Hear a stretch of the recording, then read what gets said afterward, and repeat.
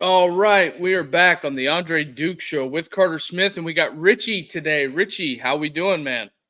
Duke, it's another Tuesday. Can't complain, man. Living the life. Yeah, it's another Tuesday. Tough loss for the Buckeyes. We'll get into that in a little bit, but overall, a pretty good weekend with football palooza. Wouldn't you say? I would say it's probably one of the best college football weekends that I can remember in my long 38 years of living.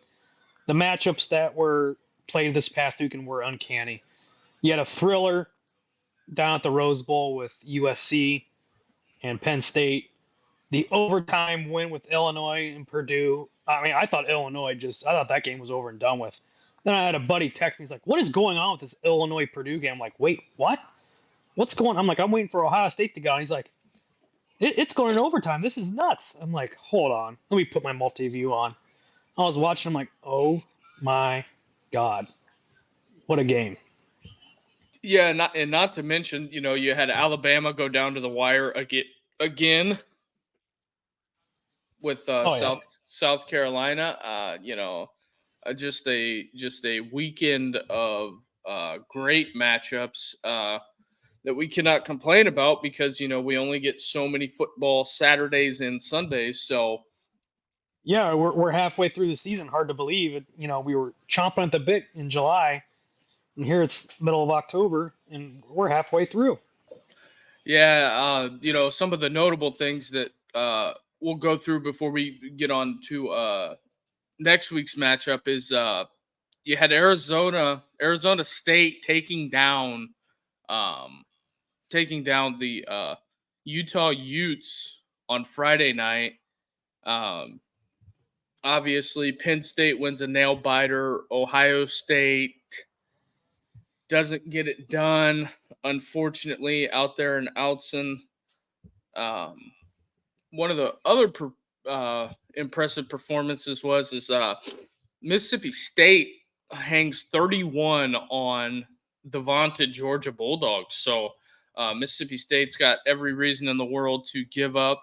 Um, a game that I had watched, uh, it started 15 minutes after Ohio State, Oregon, was Ole Miss LSU.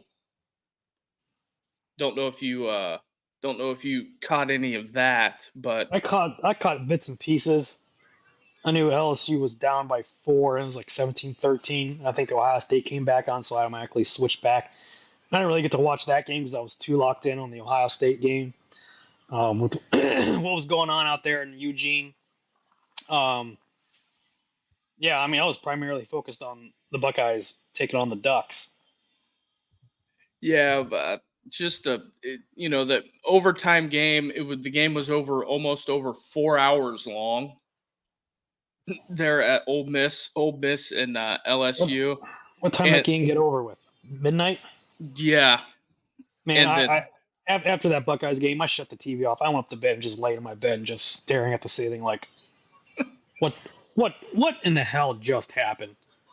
yeah, I feel you on that one. And then the nightcap is Dion and the Colorado Buffaloes give Kansas State a scare to round it out. So with some of the notable matchups um, and also Carter will find this great. The ULM Warhawks moved 5-1. Just a Uh-oh. They're just contenders now. hey, they might be able to compete for the Sun Belt Championship. So with that being said, we will move on to this week's games. One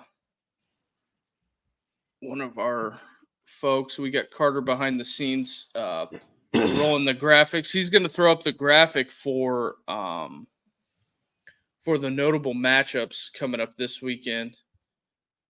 He's getting all ready for the Indians tonight.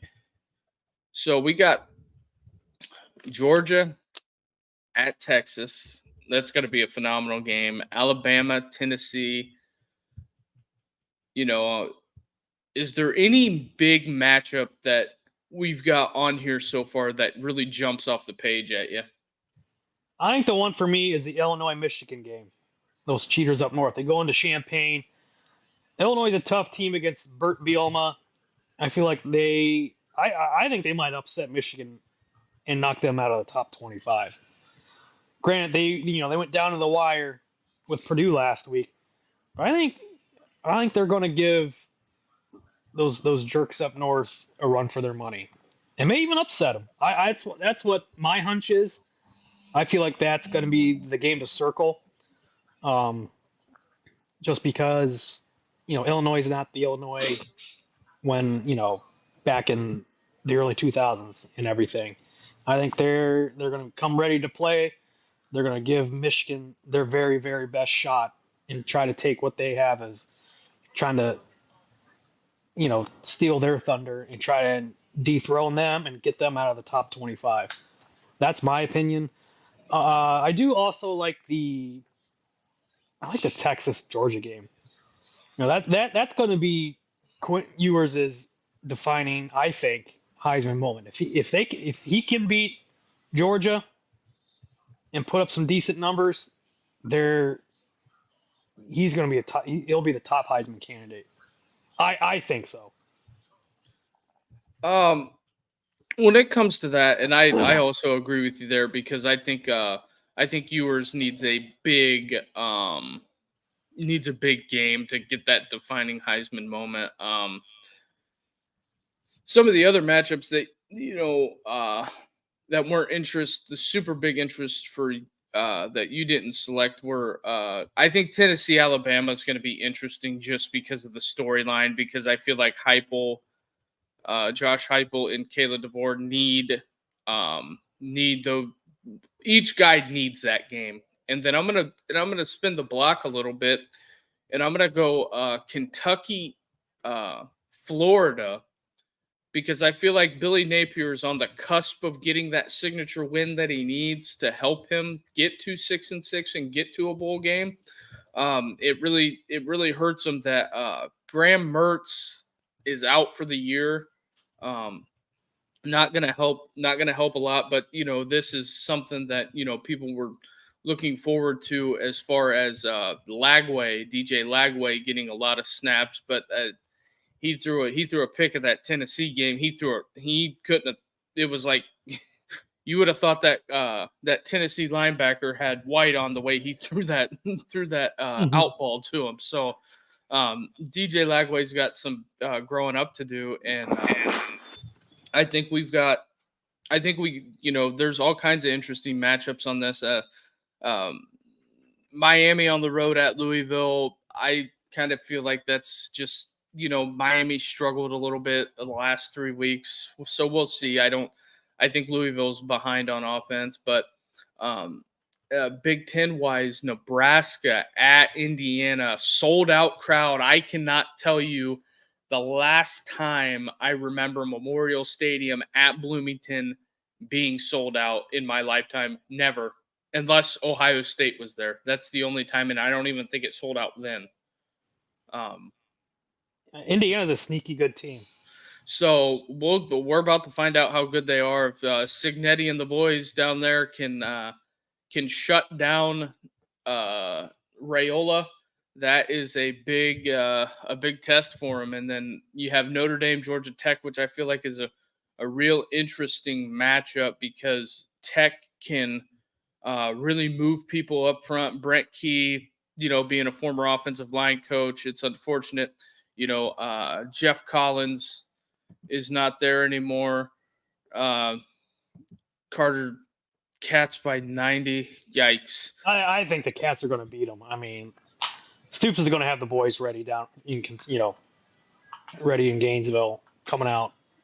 They're going to come out and punch Florida in the mouth. Well, they're going to go 5-7. They're not going to go 600. They're not going to be bowl eligible. There's no way. I mean, they came within 1 point beating Georgia. 1 point. They just needed a couple more plays. If they would have done that, Georgia would be sitting at a two-loss Georgia record right now. Georgia would be on the cusp of having playoff issues, but and also Georgia Tech. to get back on Georgia Tech, Notre Dame. Georgia Tech, this is technically a neutral site game. It's going to be at the Falcons Stadium. So I'll be interested to see how the Tech people travel. I believe that stadium is downtown. I don't know the Notre Dame folks. I mean, Notre Dame always travels. They're one of the top 10 fan bases for traveling. So I'm sure that there'll be tons of Notre Dame fans down there. I heard Carter's going with Chris. They both bought tickets. My invite must have got lost in the mail. I think you were the odd man out, Duke. Yeah, I think he's just mad because I picked Florida to beat Tennessee, and it was just so close to happening. That's really what it was. And then LSU coming off that big win against Ole Miss, a game that we can spend a little time on here. I'm a big Nussmeier fan. I think Nussmeier is. I mean, the Brian Kelly let him throw it 51 times. Nussmeier was he threw for 337 yards. I think he was 22 of. I can pull up his stats, but I believe he was 22 for 337, 22 of 51. Jeez. And he had one of the biggest plays in down there at Death Valley. It was just remarkable, is what I heard some Neil McCready, a beat writer that was at the game covering Ole Miss, said a lot of their media was talking about that was one of the greatest plays in Death Valley history. That's, like I said last week, that's on my death list. Hey, lay down. Oh, sorry, yeah. Zeke's bugging me for something. I'm like, bro, go lay down. 22 of 51 for 337, 3 tubs is what Nussmeier had against Ole Miss. So it's just got to be Carter behind the scenes cracking me up here. But yeah, I think Nussmeier is gonna have a repeat a repeat performance in order to elevate LSU to where they want to be is the big thing going forward in. And I hate to put it this way, but I feel like this is another must win for Sam Pittman. Got to call the Hogs. If Sam Pittman can somehow figure out a way to pull this to pull this game off, he may save his job, because you would have wins over Tennessee and LSU in the league. So I think there's a lot of pressure in this game, but I feel like there's more pressure on LSU than there is. Oh, no doubt. No doubt. I mean, if Brian Kelly wants a shot to get in the playoffs, he's got to. Even though he's a two-faced phony piece of shit, he it is a must-win for him. Going down to Arkansas and getting that win. The tough thing with the Brian Kelly stuff is just that, not everybody's a big fan of Brian Kelly up here in the North, but the thing of it is that he wins. That's the tough part. He does win. He does get it done. He does handle his business. He gets his wins. I'm not a fan, but I would bet to say that LSU takes this one. Yeah, I lean LSU in that. It'll be interesting to see what the point spread does leading up to the game, and then we'll talk about this 9-10 game matchup. Kansas State on the road at Morgantown. What are you thinking on that? Because I kind of sneakily like West Virginia at home, because I feel like Neil Brown needs it. Nah, I think Kansas State's gonna. I think they're gonna come in and kick the doors in and blow West Virginia out of the water. Yeah, I'm trying to find a game time on this. LSU Arkansas is a night game. West Virginia, Kansas State, also night game as well. So I think we're in Florida, Kentucky's a night game as well. So those are some pretty good matchups. And then the last game on the slate for the people out there is Texas A&M, Mississippi State. I don't know. That is a tough. That's a tough matchup because it's you got to go to Starkville, and Starkville is not an easy place to play.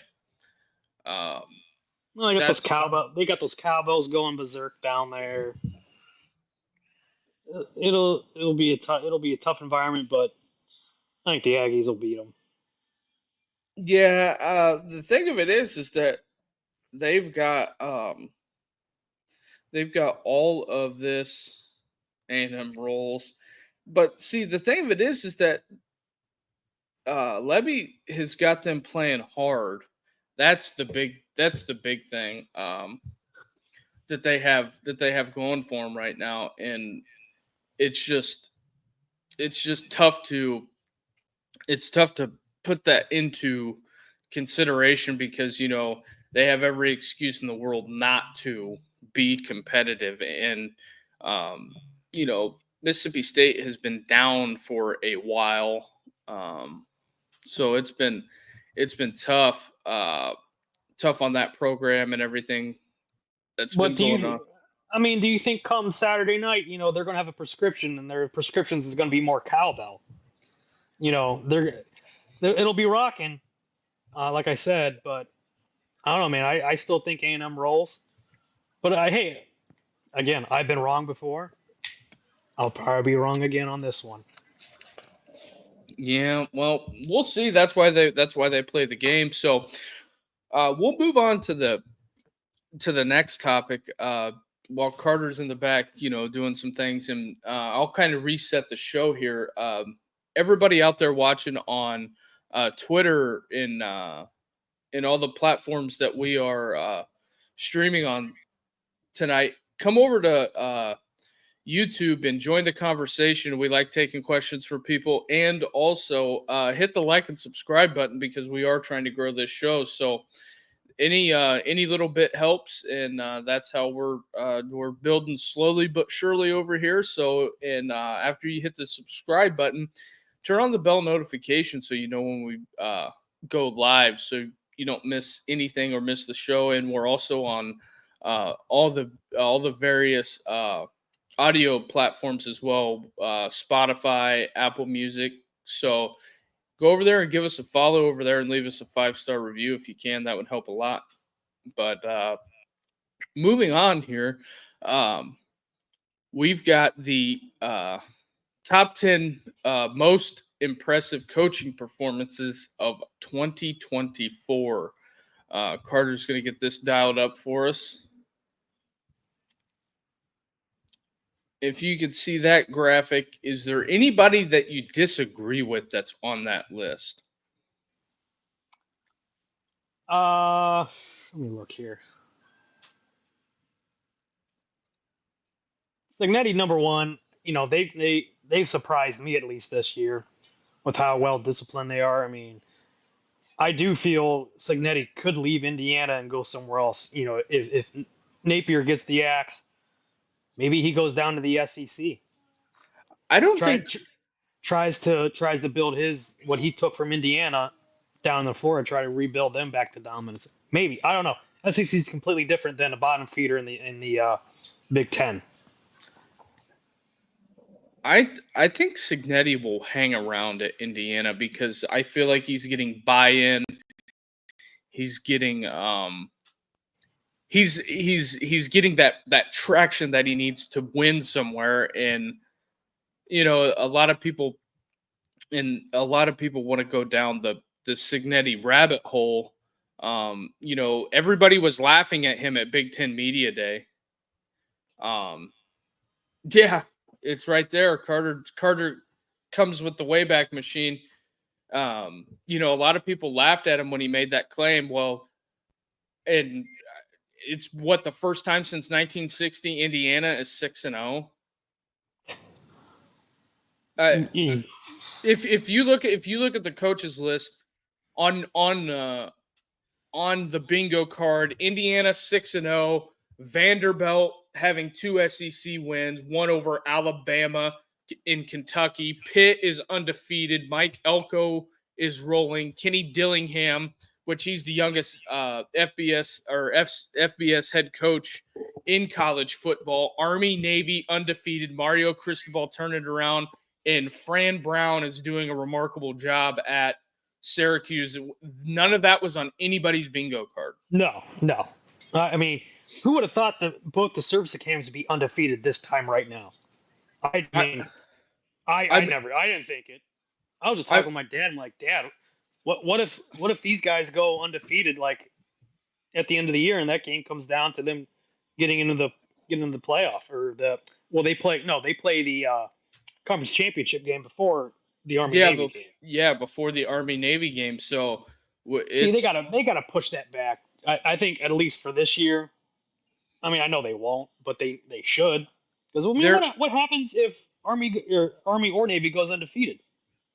Like, Yeah, I mean, it's a big if, because Navy has to play Notre Dame, so does Army. and so does Army.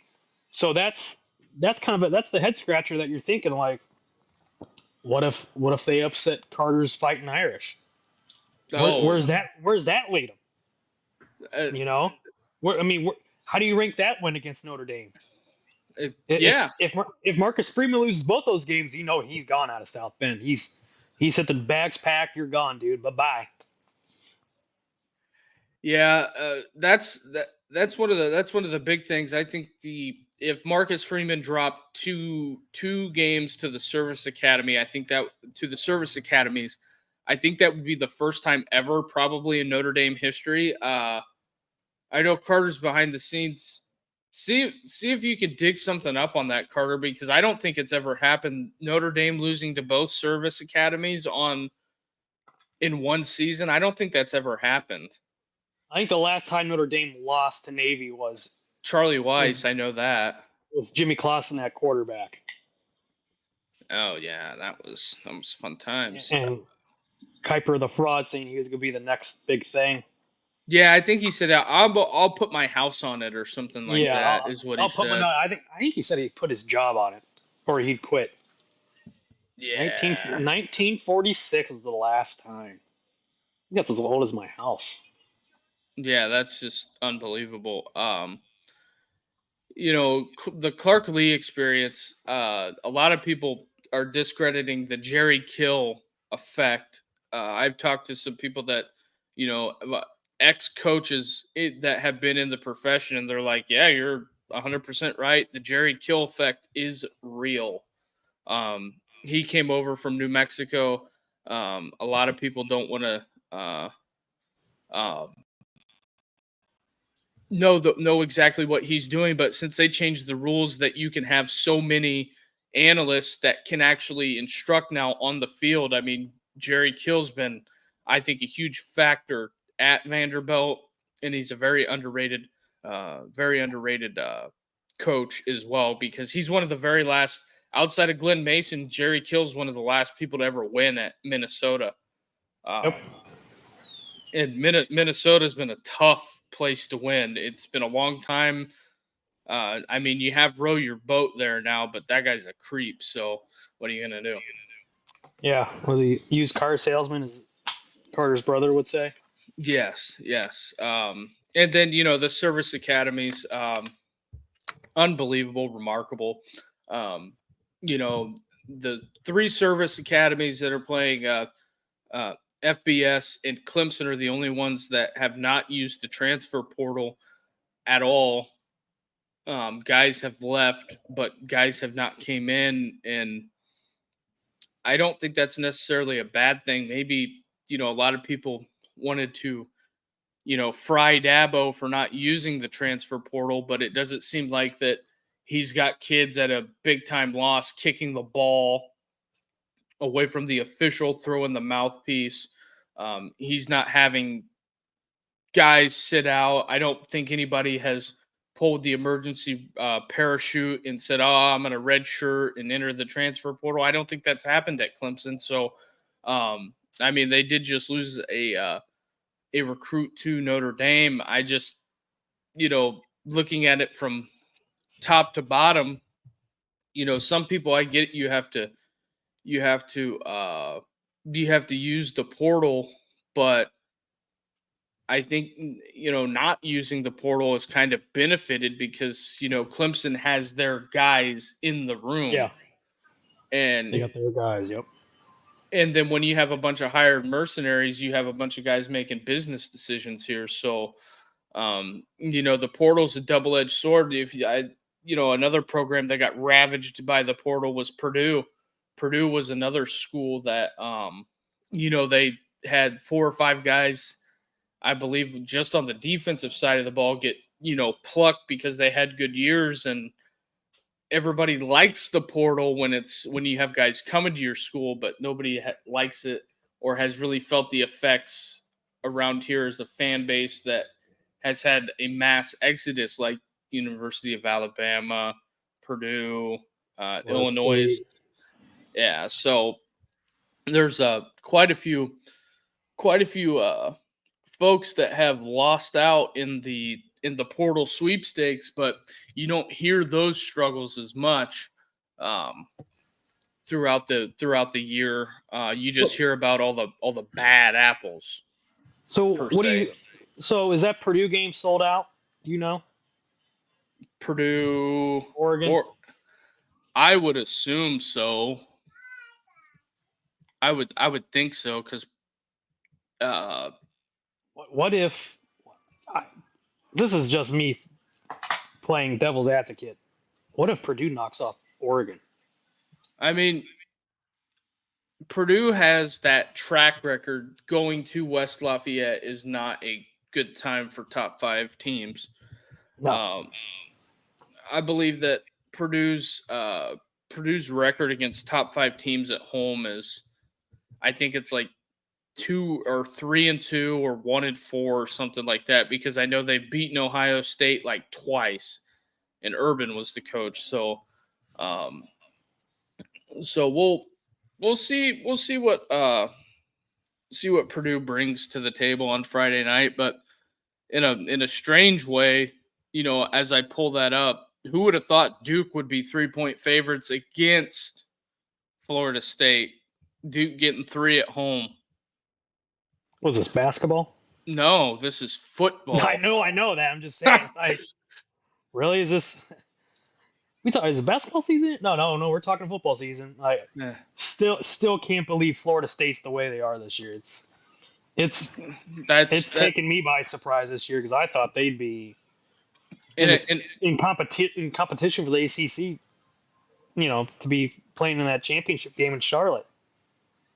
Yeah, and then again, that this Friday night slate isn't a bad slew of games. You got Florida State, Duke,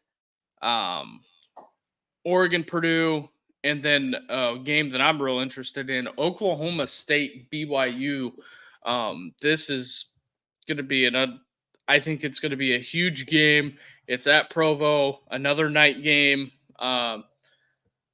Oklahoma State got boat raced by Kansas State. Wasn't good. Now they go in there where Kansas State got boat raced by BYU. It's not looking good for the Cowboys. And then I mean, are they pre-gaming with Tall Boys and Natty before the game? I mean, what's up? What's up with that? Remember, whenever you go up to Utah, you're playing at elevation. It's true.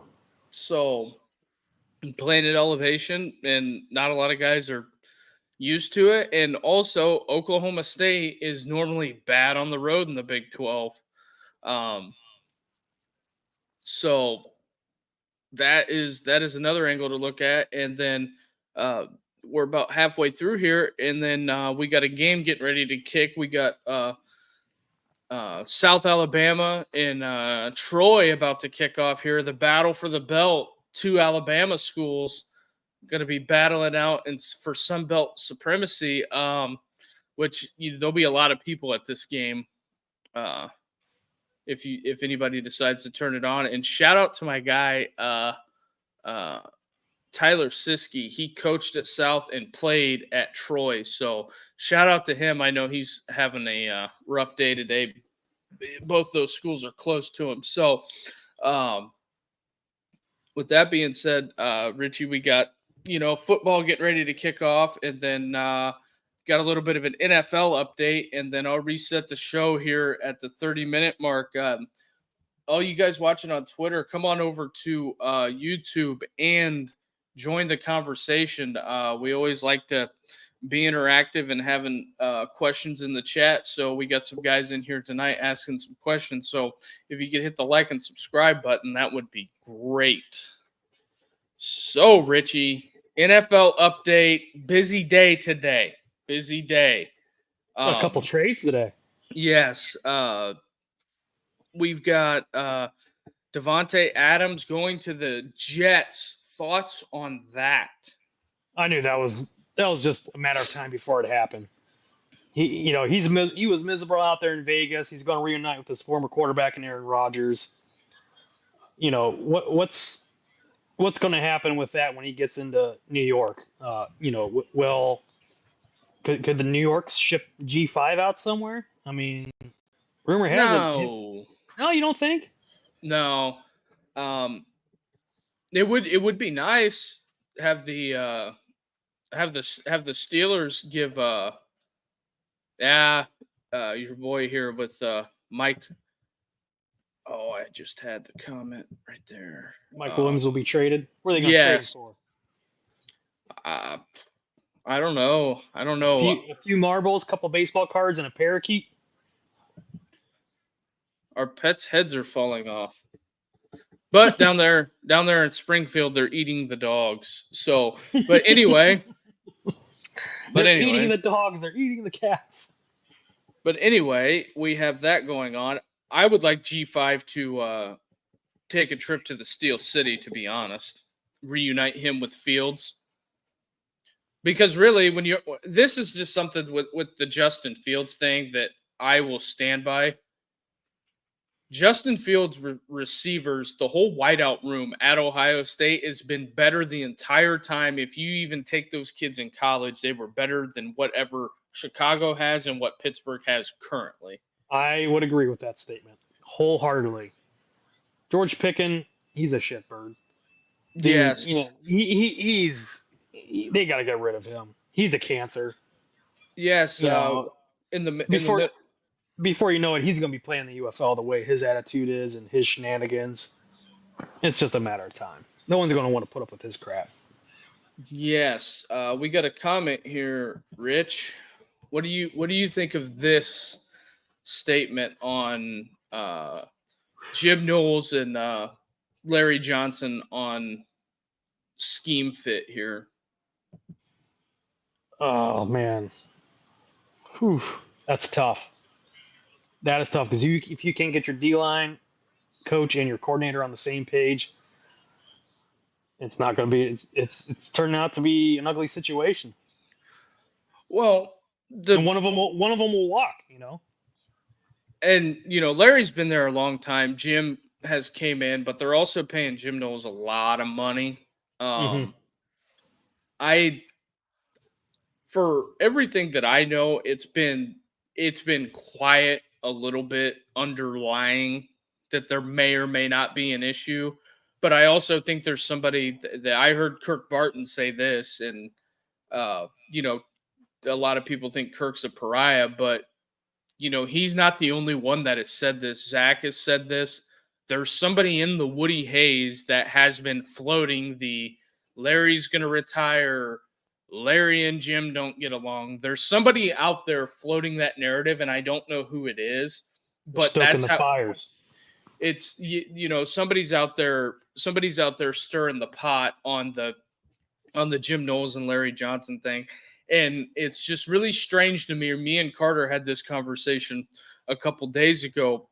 After the game, I said, "Well, How is it that you go from complete and absolute utter dominating defensive line all the way up until halfway, Chase Young leaves, and then there's no production at the defensive line?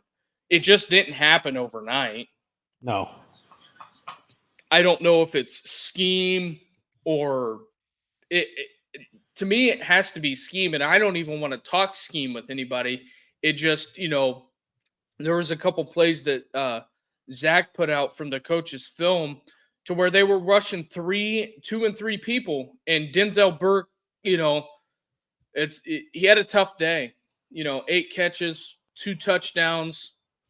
Denzel had a tough day, but also you can't expect them guys to cover that long. I think that is a mass.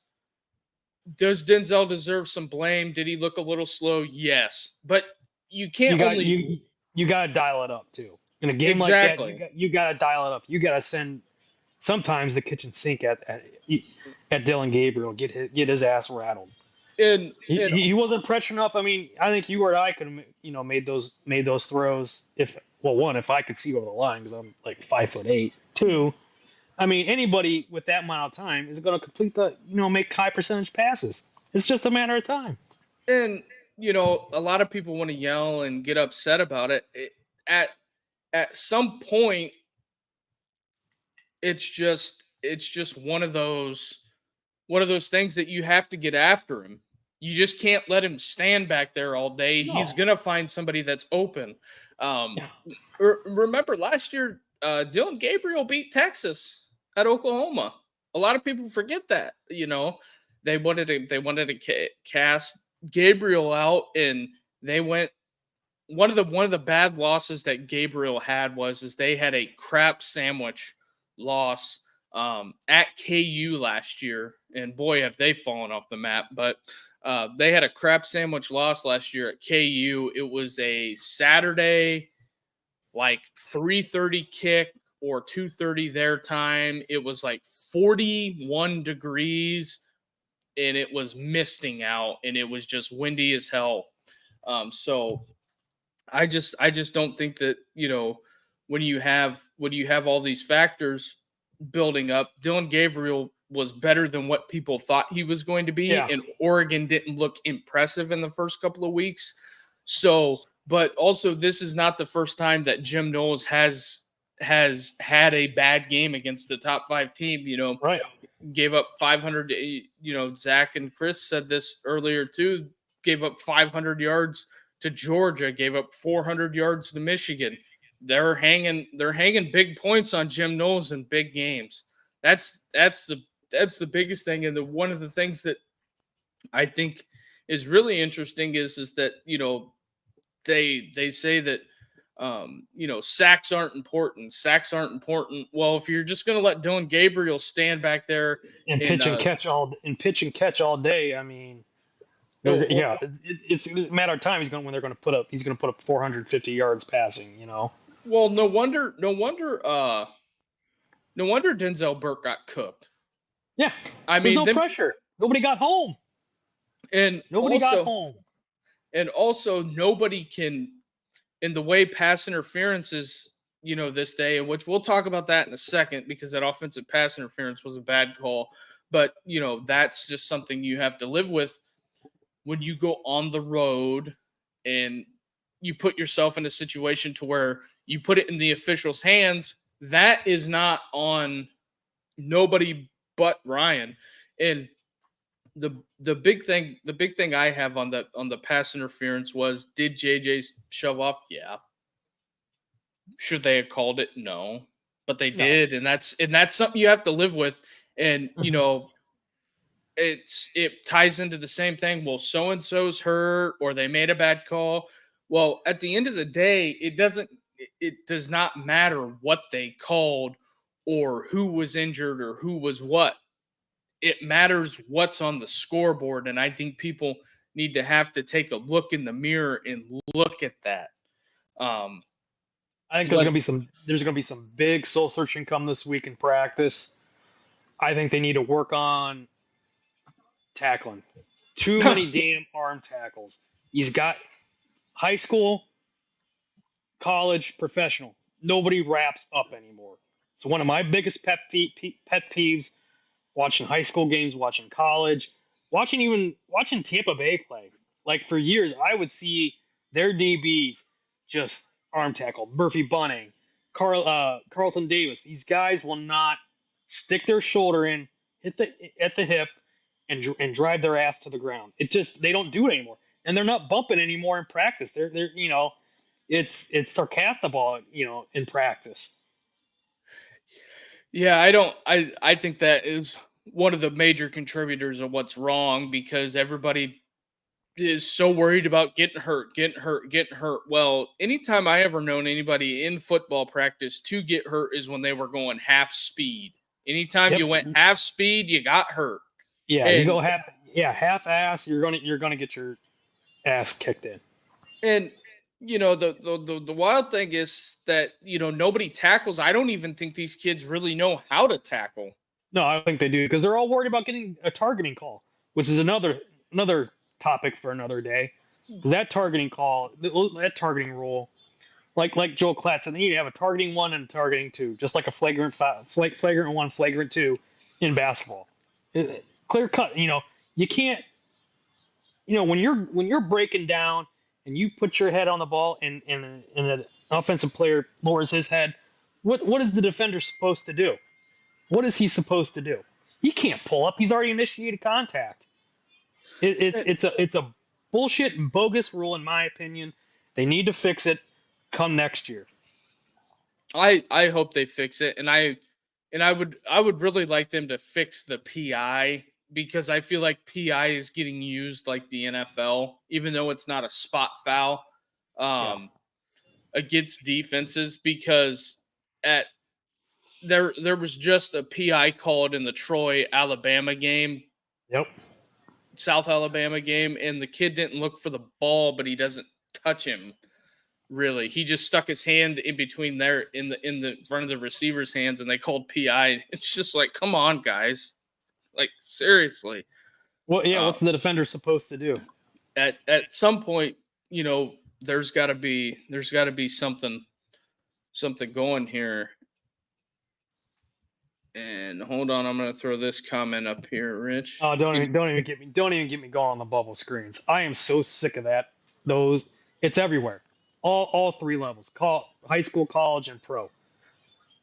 Chuck the ball downfield for crying out loud. Those bubble screens only work for a certain amount of time. You gotta stretch it vertically. I don't mind starting out with bubble screens. Right. Just to get a little bit of rhythm, a little bit of tempo going, but calling those bubble screens and those jailbreaks all game long, the defense is going to know what's coming when those guys are pulling and those wideouts are blocking down. The bubble screen to me, and like it's another one of those NFL things because it's a cliched offense. It's a cliched offense, and they all see Patrick Mahomes do it, and they think it works. And it just that's not. What I think. It's not conducive for what we have going here. And then you have Quinshon and Trey, and you're not utilizing them. I don't feel like either one of them was utilized because they're all so worried about rotating the running backs. They do more running back rotations than they run 9 routes, in my opinion. But stick them in the backfield, run a power eye, get a fullback in there, an extra tight end, and just pound the ball with those 2 guys. Well, the tight end blocking has been horrendous. And I don't know why Jelani Thurman isn't farther along than what he is. It's, Coach Key. A lot of people stick up for Coach Key when he's not getting beat up by the strength staff. It's just there is no excuse on why the tight ends. We have the worst tight ends in the Big Ten.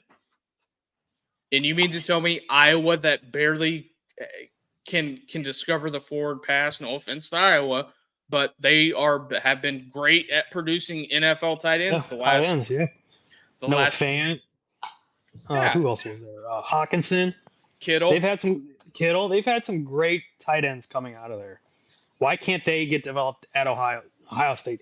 the football factor in the Midwest. Why can't they get developed there? It's and a lot of times I get it. You're when you're on the coaching staff, I've heard everybody say we stick our worst guy at tight ends coach, and that's not always true. But I'm just saying, well, why do we have no development there? That is something that I think needs to be harped on. And I mean, who was the last great tight end from Ohio State? Ricky Dudley. yeah, probably. I would think. You were what, like 5'3"? Yeah, I think we might have to defer to Carter on this. He's older than both of us. No, I'm older than Carter. Oh wow. But I'm old. Well, but Carter's got the Google machine right there. He does. 97, right? Carter was probably the last tight end with Ricky Dudley. Fact check me. Yeah. Here we go. We got. Yeah. Oh, Hardstock Herman.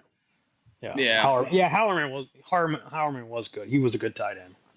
So it's been a long time. Although I think if they wouldn't have moved Sam Hubbard from tight end, he probably would have been Gronk. Sam Hubbard's a stud.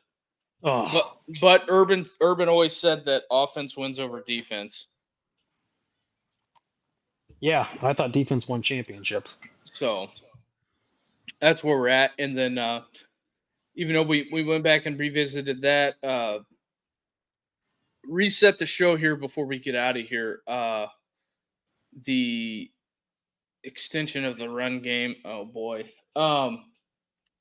Before we get out of here, everybody out there watching, if you could hit the like and subscribe button and help us grow this show, that'd be great. So finish up the NFL update for this Tuesday. Amari Cooper to the Bills. Are you shocked that the Cleveland Browns decided to make that move? No, I'm not surprised at all. I think they're going to be blowing up the roster. I think there's going to be more trades coming. I really do. I think they're going to be blowing up this roster come the spring. I think they're going to load as many people as they can so they can just go for the rebuild for the 25th time since they've been back to the NFL. I think they're going to dump Deshaun in the spring. They're going to probably go 3-14 and draft either Ewers. I wouldn't say Shador, maybe Carson Beck. I think those would be the two prospects they'd be looking at. Well, what about this in a I'm just seeing it now at South Alabama. They cross out the T's when they play Troy. Oh, stealing Ohio State stuff. No, that's cool though. That's cool though. I think that's cool. Two group of fives, getting some run here. That's some good stuff for them. Major Applewhite. Major Applewhite wearing the Raising Cane's sticker. I just had my Canes this weekend. They messed up my order. So, but with that being said, Amari Cooper, I think the Browns should draft Shador Sanders. I think that would be great for Carter. Maybe they could have Dion show up in Cleveland, new stadium. Could you just think about that? No. I think that's a terrible idea. There's going to be a lot of baggage. Well, I'd stay away from him. I'd go after Ewers if it were me. But I think the old decrepit man, Jerry Jones, is going to be real close to blowing it up. Who does Jerry draft, Shador or? He'll draft Shador. He wants Prime will come back down to Dallas. It'll be just like the 90s all over again, but they won't win. Yeah, that could be a distinct possibility. Dak come to Cleveland. Dak will probably come to Cleveland. Men or Ewers. I don't know if they can talk Dakota Prescott into coming to Cleveland. So I mean, with that being said, I think that is that's a tough sell. And then just One last thing, I wanted to pull up the Ohio State stat sheet before we close everything down for uh the evening. It's to me it's very telling um when it comes to it. Dylan Gabriel almost threw for 500 yards, which is really tough. Um And I did see where some people on the internet were getting mad at people in the media and podcasters, which blew me away. It's like people were mad at Zach and Chris and Kirk and the guys at Bucknuts, and it's like none of those like 6 to 8 guys ever played a snap. Well, Burton played a snap for Ohio State, but back in the day, but nobody in the Oregon game took a snap, carried the ball, recorded a yard at all. And it's like somebody gives their opinion and you get mad. It's like, yeah, somebody's opinion on a sandwich and you go get the sandwich and are you on their Facebook telling them, "Oh man, your opinion sucks"? No, you're not. You just like, "Oh, that wasn't very good," and that's the end of it. You Right. know, it's just wild to me, um going through the Oregon stats. Um, Jordan James, 23 carries for 115 yards. Gabriel had 4 rushes for 32. Um, him I and mean, hats off to Oregon's defensive line. I mean, they were blowing blocks up. and They were getting back there. hats off to Dan Landing as well. They had a phenomenal game plan. They did. They did.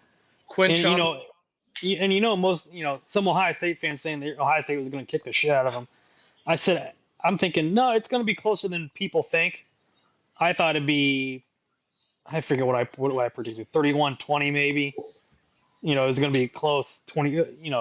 In my mind, it was going to be neck and neck type of battle. But that's how top five matchups should be. It should be like that. It should left hook, right hook until one man standing.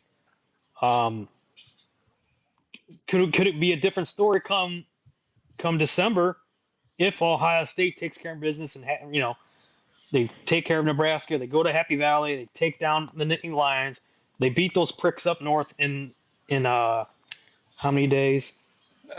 One yeah, month and 15 days. I but mean, who's counting? oh, I got a countdown on my calendar in my fridge. Um, does with the performance that you've seen in Outson, does does that game look scary at all? Does it look closer than what it did? For the Oregon game, Yes. After watching Oregon, does the team up north look closer than what you think? not even by a long shot. You No, don't think you're not worried about it because them guys on Buckeye Roast today they didn't say that it's a lock win, but they said it looks closer than what they thought. And no, I don't see it come remotely close at the end of November. This last weekend was the game of the year in my opinion. Oregon and Ohio State. We had a blockbuster battle. Two heavyweights duking it out for 4 quarters.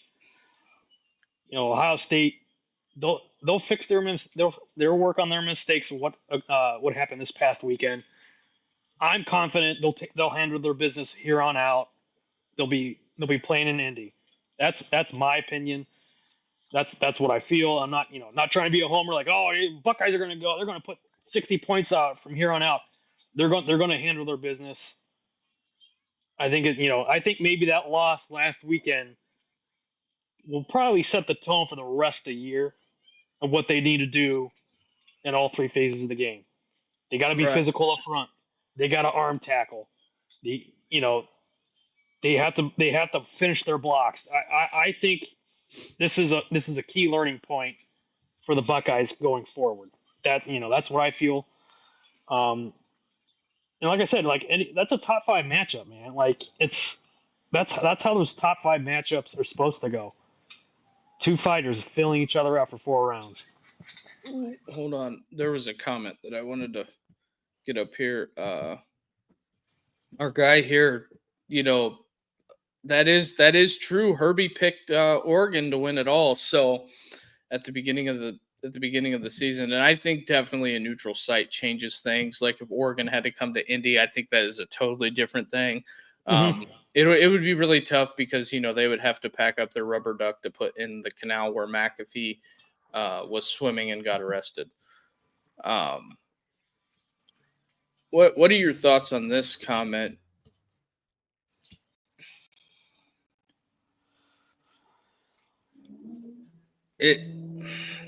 I can't say that I disagree because Cody Simon and the linebackers didn't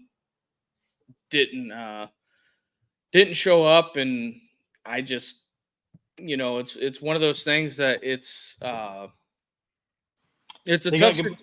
They got to get back to fundamentals this week. They got to get it corrected if they want to have any shot playing in January for a title. They got to get it corrected.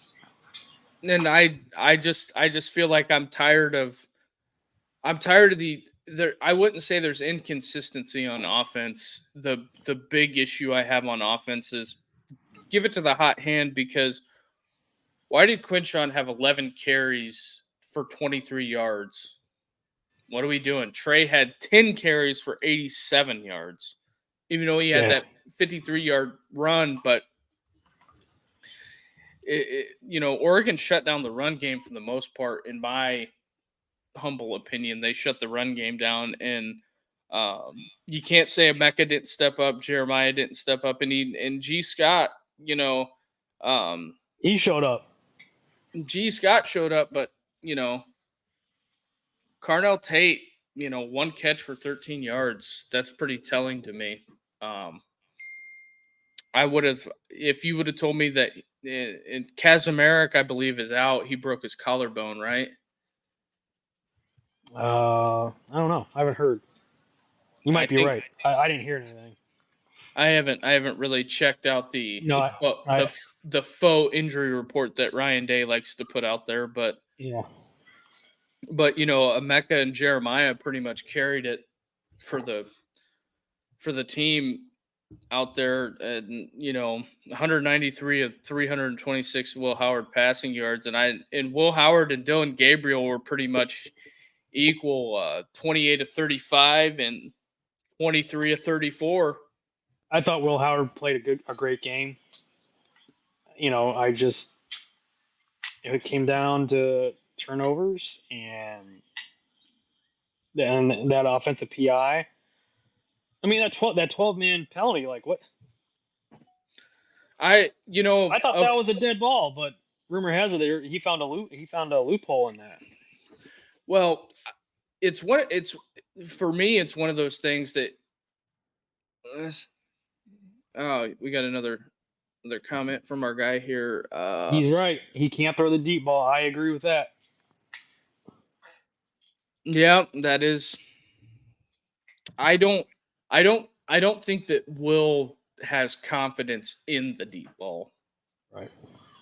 That's one of the main things I feel is an issue going forward. But that's just my opinion. What do I know? I'm just a podcaster, as some pundits like to say. But to me, I think Will Howard, he has that fire in the belly for the Buckeyes, something they've lacked since last year at that quarterback position. He's got it. He's locked in. He's going to have to step it up in being a leader and getting these guys fired up week in and week out, even in practice, because we all know it's going to be a long season. It is a long season, and I think that's something that Ohio State has lacked at the quarterback position. CJ was a baller, but somebody that was just back there that had some nuts and guts, because whenever you opened up the tank on McCord when he was at Ohio State, he was like the Tin Man. So and he had two lead feet. Or And he was like the droopy. He was like droopy dog. Just no emotion, no and emotions. I couldn't get behind him because I just didn't. I didn't. He didn't. It didn't resonate with me with his being that quarterback of the Ohio State University. You got to have that fire in the belly, like just like JF, like JT, Haskins, Cardale, Braxton, all those past quarterbacks. They had that fire in the belly to get those guys revved up and ready to go. And the quarterback's supposed to be the leader of be one of the leaders of the team. I no doubt, man. So with that's just where I was at. I also don't think it helped that Derek McCord meddled, because really the quarterback of this team should be Quinn Ewers, and a lot of people don't want to talk about that or acknowledge that, because there are some people that have Ryan Day blinders on that says Ryan does no wrong. But at the end of the day, you could be losing 4 quarterbacks out of the room. Don't forget about that, Buckeye fans. So, with that being said, Richie, I guess we'll go ahead and pick up the conversation later this week. For almost 50 people watching, thank you. Please hit the like and subscribe button. And, we're trying to grow this channel. If you like this content, give it a thumbs up. And hopefully we'll see you back here tomorrow. It'll be me and Carter tomorrow. And Richie, thanks for joining us tonight. And everybody Thanks for having me, Duke. To everybody, Yep. Thanks for stopping out, tuning in for an hour with us, Duke and I. It was fun. We're like Duke said, we're trying to get this thing moving and grooving, getting it to the next level. It's going to take time, but with everybody's support, we sincerely appreciate. I sincerely appreciate. I've only been doing this is my 3rd podcast, so I'm having fun as hell with it, talking ball with Duke and Carter and all you folks that have popped in here tonight. So thanks again, and we'll see you soon. All right, and let's go Troy. Everybody have a good night. Have a good night.